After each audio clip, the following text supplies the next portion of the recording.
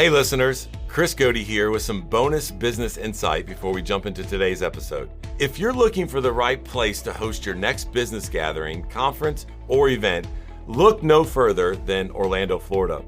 It's no coincidence that Maxwell Leadership hosts our biannual International Maxwell Conference in Orlando. Between its many luxurious hotels, meeting spaces, and venues, Orlando is the perfect place for you and your team to gather, collaborate, and grow. Whether you're traveling for business or bringing your company for a meeting, there's a reason Orlando is as much a business capital as an entertainment one. And let's not forget the delicious cuisine at one of the many Michelin-rated restaurants where your team can kick off your evening. So before you plan your next business event, check out Orlando, where the possibilities for business travel are unbelievably real. Learn more at orlandoforbusiness.com.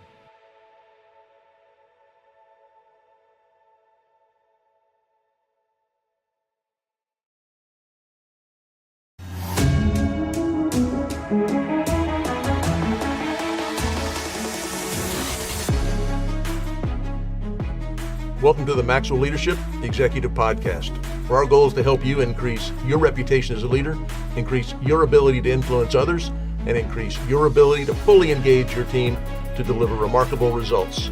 Hi, I'm Perry Holly, a Maxwell Leadership Facilitator and Coach. And I'm Chris Godey, Executive Vice President with Maxwell Leadership. Welcome and thank you for joining. Before we get started, I just want to let you know this is a two-part series, and if you missed our last episode, you need to go back and listen to that one first. You can listen to this one. You'll get something out of it, but we set the foundation on the last one, so I want to make sure that you go and listen to that. The title for this session is Teaming for Success, Part 2. Now, all of you that give Perry a hard time about these crazy titles, this was probably the most bland second part title, but thank you, because it was easy for me. I had easy. It was written on the cover. Or you brought that just in case I didn't read it. It's called Teaming for Success. That's right. But man, this is such a big topic. We're now doing more with less in organizations and with teams.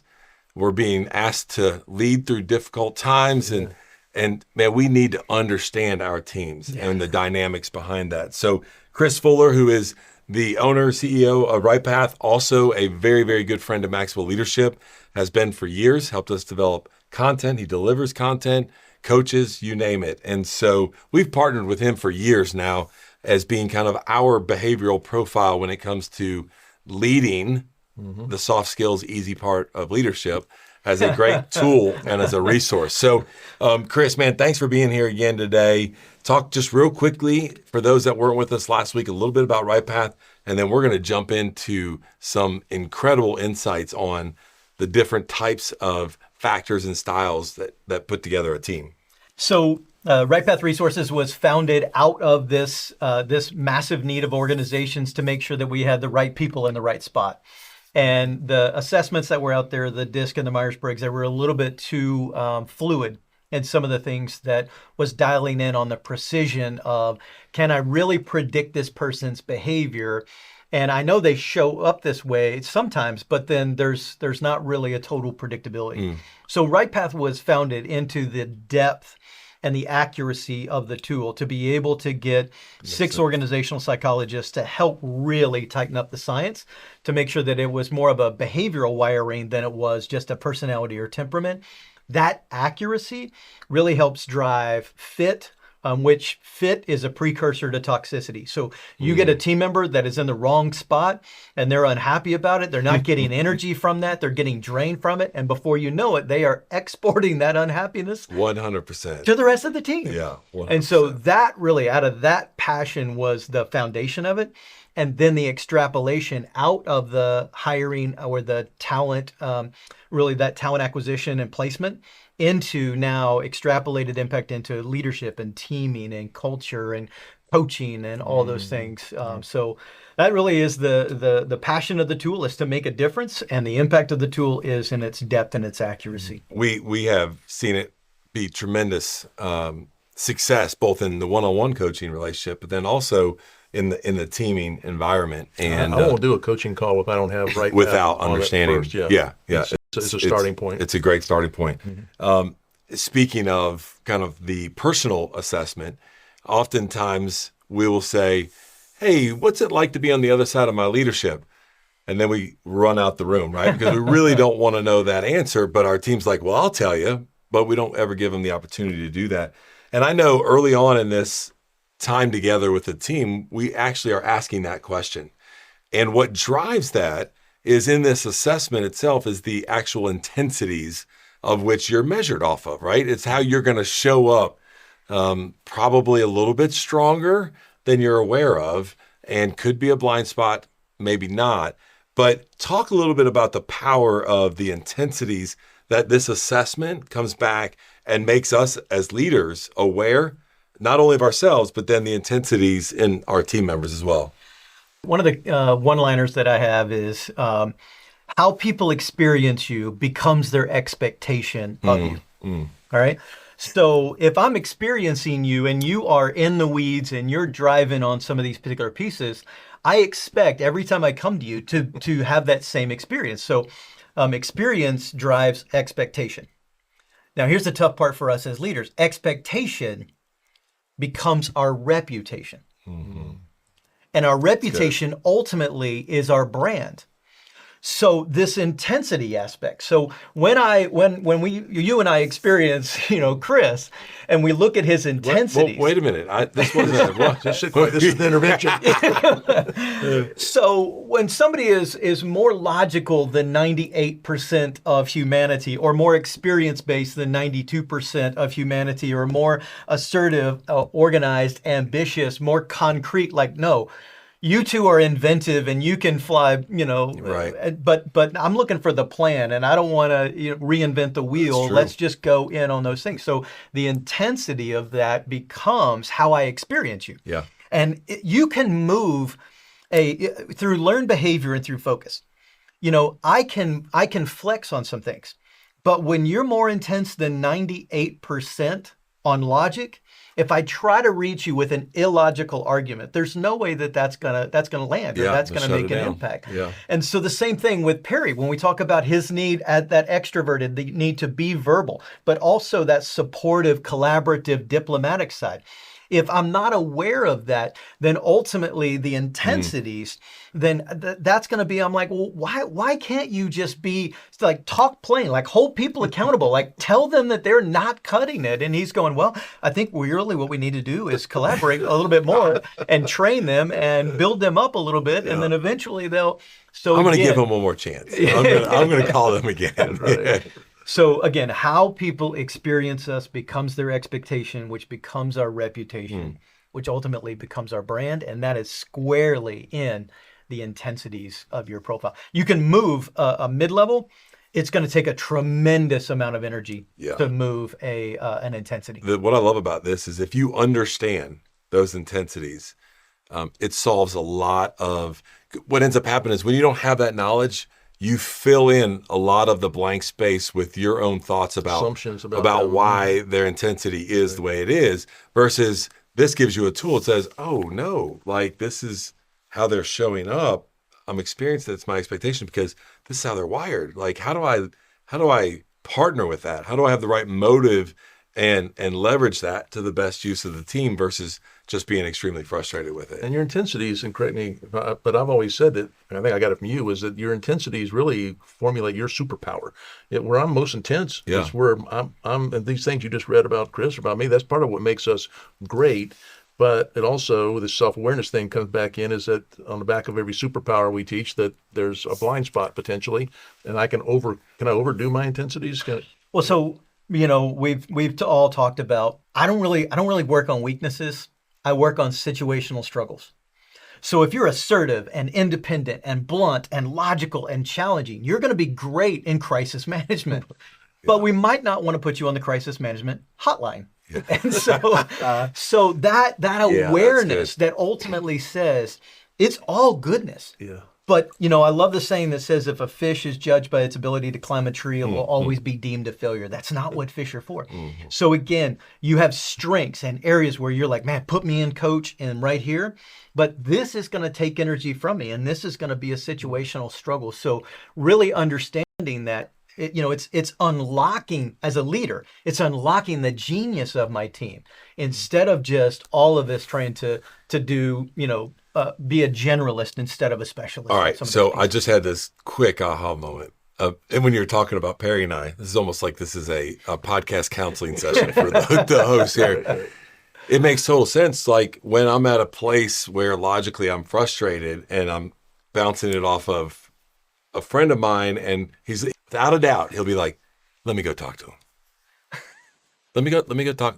I'm like, there's nothing to talk about. Like, and so that verbal skill set, which is what you're saying is, man, that's his superpower, one of his intensities. And so I should lean into that more when I am disconnected, being like, hey, would you go talk to Chris? Because I'm like, there's something that's just not, I'm not picking up that he's putting down. And then more than likely, you're going to be able to verbally process through that and come back and be like, here, idiot, go fix that, right? And so I was just had that kind of aha moment about that, because you say that to me all the time. I'll go talk to him. Yeah. So that comes into this concept of lead where you're strong and team or partner where you struggle. That's good. And so the best of you, the genius of you, lead out in that.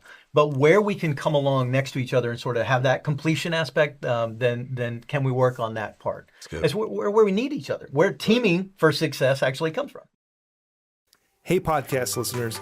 Many of you listening right now would probably love the autonomy that comes with owning your own business or becoming a coach that helps other businesses succeed. Well, we have a phenomenal strategy where you are 100% in control of your own business, earning income on your own terms, and have access to the people, tools, and resources you need to build a thriving leadership development business. When you become a Maxwell Leadership Certified Team member, you join a global community of entrepreneurs led by our expert team of mentors and faculty, including John C. Maxwell. You'll also get one of the top leadership certifications in the world next to your name, giving you the boost you need to get started. Visit us online at maxwellleadership.com/join the team to find out more. One of the early points in here is about relationship keys. And you said something last week on the podcast. You said about team's a bunch of individuals going after a shared cause, and we know where everybody is. But what is the importance of this relationship keys that we take from the right path? So if I'm not aware as a leader around the wiring of the team, then I'm not really aware of how to lead my team. And so, from Perry, from your perspective as a networker and the concept of a networker, and then Chris, from yours as an analyzer, strategic thinker, the difference is, Perry, if the environment is too gritty, if the environment is too contentious, then ultimately you're going, man, I just think we need to collaborate more. We really all need to get on the same page. Let's go talk it out. Let's work through this particular piece. And so really that environmental, that ecosystem, the culture aspect, if I understand your relationship keys, I've got to make sure that we are much more in this peaceful environment, if you will, this aspect where we're collaborating and accommodating and this yin and yang, and we're in that flow. But on Chris's side, because ultimately from your side, again, it's like, well, wait a minute, are we set up right? Are we collaborating? Are we trained right? Like let's all team on this particular piece. And then Chris is like, wait a minute, what do we need to get done? When do we need to get it done by? By what plan are we doing these particular pieces? And his need for structure and details and then results into this checkpoint. Like, what's our metrics? Like, are we meeting our metrics? How are we going along those particular pieces? And if I don't understand the relationship keys of those underpinnings, those non-conscious Jungian drivers, if you will, then I really don't understand how to relate to you. And then I don't understand how to build that leadership teaming culture for the best impact, for the best success. We build everything that we talk about off the foundation of the 5 levels of leadership. This is a tool that helps support your level 2 connection. Like, there are things that you will learn about each other in this team that will allow you to connect with them or stay connected with them, maybe even a better term, by just having the awareness of that.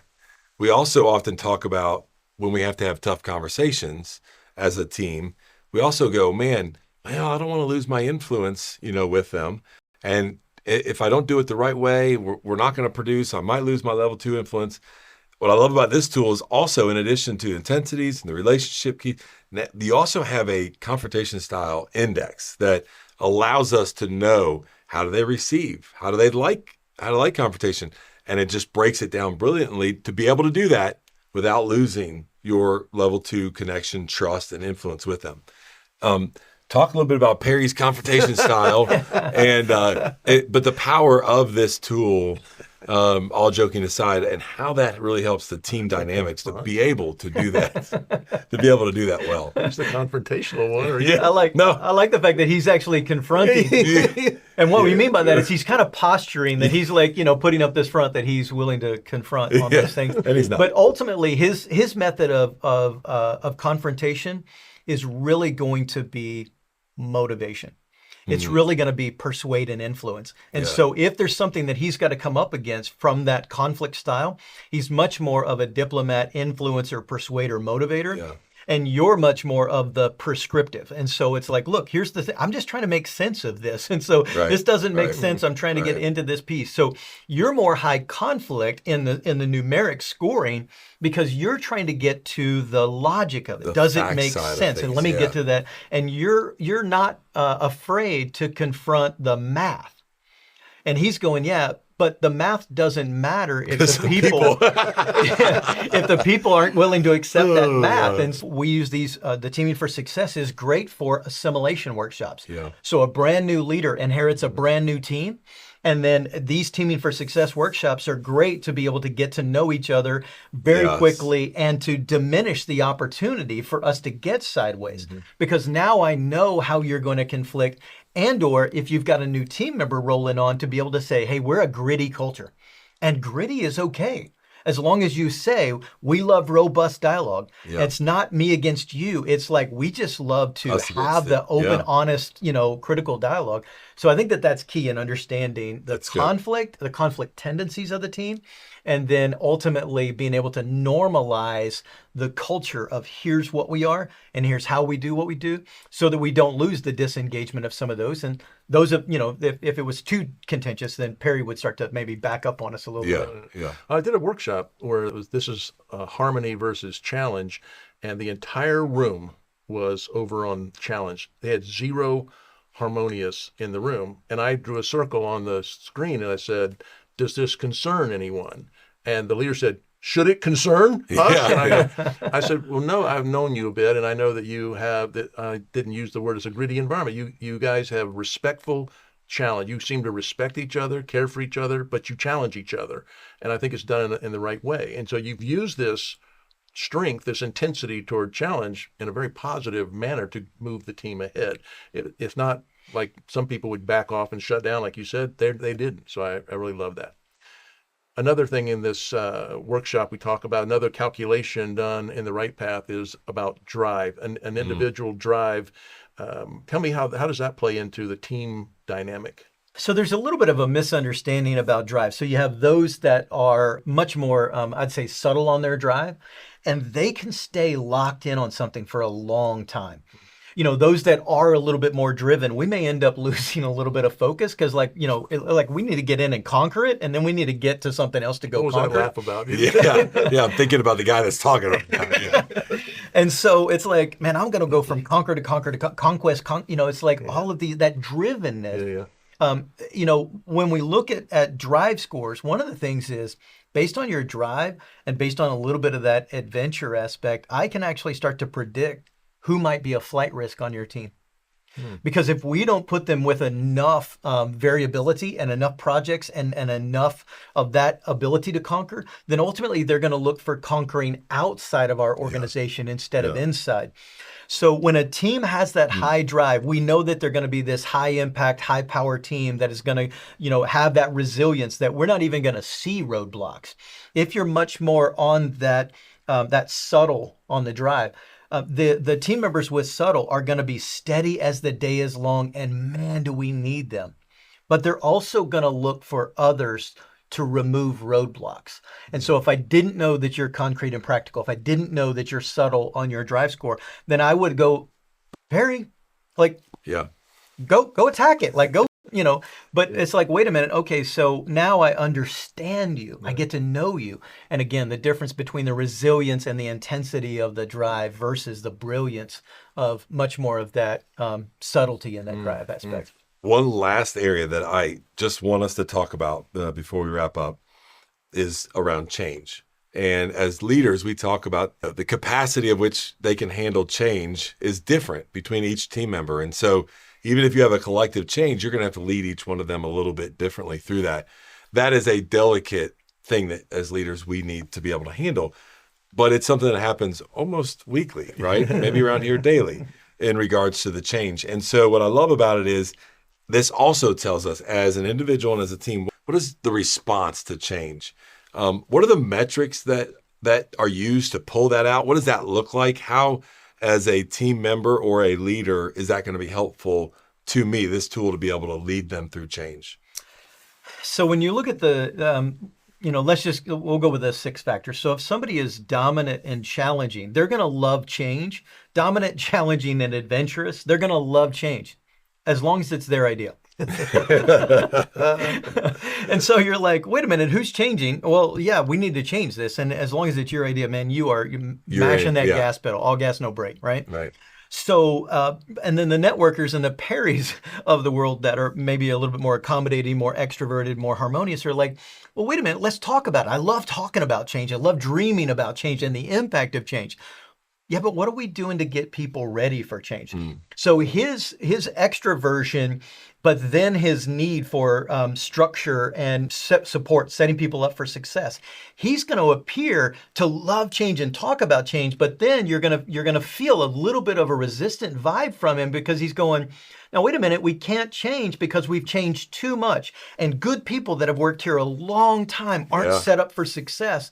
And so ultimately, the different psychological components of your internal drivers determine how fast that change saturation occurs, the level of adoption and buy-in of change, but also then the appearance of a lack of buy-in or resistance is nothing more than I actually can tell you the secret sauce to unlock my willingness to change. And so through that data and the insights and the analytics, those are some of the key pieces where I'm not judging your inability or lack of desire to change. I'm actually seeing now what it's going to take to move you in that change. And that is so key. Is going to then also lead to a more resilient team, by the way, if you understand that and know that and take that approach versus just coming in and going, here's a change. Right. Well, I'm going to wrap us up because the three of us could probably sit here and talk about this for some time. What we'd love to do is we'd love to come talk about it with you, with your team. It is a powerful team dynamic. It's a team day that we would highly encourage. So if you're interested in that, we'd love for you to go to maxwellleadership.com/teaming, and you'll fill out that form. We would love to follow back up with you. There is no doubt this session, I've loved this session even more than the first session because of how practical and logical this gets right here, right? And he picked on Perry more than me, which I'm totally fine with. But man, when you start talking about the relationships and the intensities and change and confrontation, I will share this as we wrap up. Not only is this good for individuals and teams, but also it's really good for your marriage and other relationships that now some of that language gets similar to you, which I've heard a testimony just recently about it getting thrown back in our face about this because Chris has, helped us work through some of those things. And so it is just a great growth tool. And Chris, super grateful for you, this tool, and the impact that you've had not only on our lives, but Maxwell Leadership partners throughout the year. So thank you for being here, man. I appreciate it. Great stuff, Chris Godey, and thank you, Chris Fuller. I do agree this has been a life changer for me personally. I have used it in a marriage and with kids and how they're built, what their wiring is like. It's just fantastic. So as Chris Godey said, if you'd like to know more information about this, maxwellleadership.com/teaming. You can fill out a form there. You can also leave a question or a comment from there. We love hearing from you. We're very grateful you'd spend this time with us. That's all today from the Maxwell Leadership Executive Podcast.